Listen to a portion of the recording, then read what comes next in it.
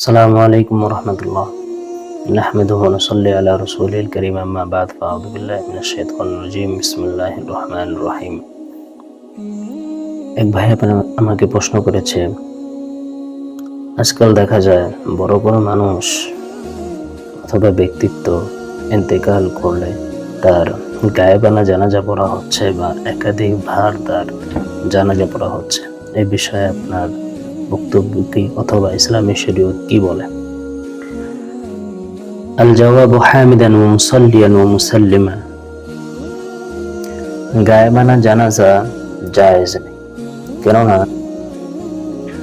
জানাজা নামাজ আদায়ের জন্য মৃত ব্যক্তির লাশ সামনে উপস্থিত থাকা জরুরি। রাসূল সাল্লাল্লাহু আলাইহি ওয়াসাল্লামের জীবদ্দশায় তার অসংখ্য সাহাবী মদিনার বাহিরে শহীদ হয়েছিলেন, ইন্তেকাল করেছিলেন, কিন্তু রাসূল সাল্লাল্লাহু আলাইহি ওয়াসাল্লাম থেকে তাদের গায়েবানা জানাজা পড়ার প্রমাণ নেই।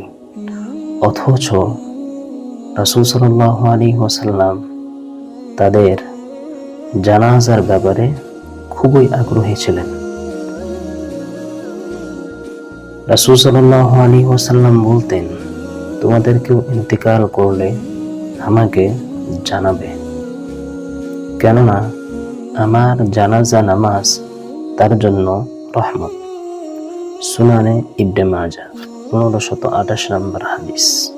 আর আবেশিনিয়ায় মৃত্যুবরণকারী বাদশাহ নাজাশির জানাজা নবী করিম সাল্লাল্লাহু আলাইহি ওয়াসাল্লাম মদিনায় পড়াটা ব্যাপকভাবে গায়েবানা জানাজা বৈধ হওয়াকে প্রমাণ করে না, কেননা আল্লাহ তাআলা কুদরতিভাবে বাদশাহ নাজাশিকে নবী করিম সাল্লাল্লাহু আলাইহি ওয়াসাল্লামের সামনে উপস্থিত করে দিয়েছিলেন, অথবা নবী করিম সাল্লাল্লাহু আলাইহি ওয়াসাল্লামের জন্য জমিনকে সংকুচিত করে দেওয়া হয়েছিল।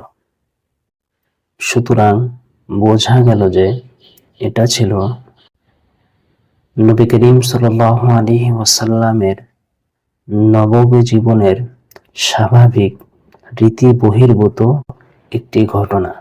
এর উপর ভিত্তি করে ব্যাপকভাবে প্রচলিত গায়েবানা জানাজাকে বৈধ বলার কোনো সুযোগ নেই।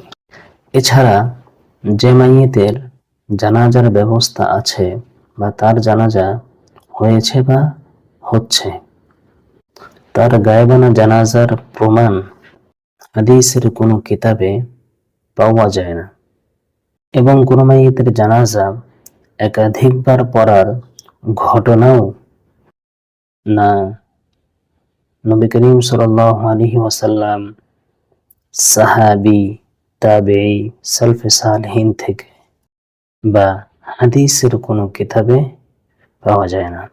সুতরাং তাও পরিত্যাজ্য। অবশ্য উলিমা অভিভাবকের জন্য শর্ত সাপেক্ষে জানাজা নামাজ দ্বিতীয়বার পড়ার সুযোগ রয়েছে।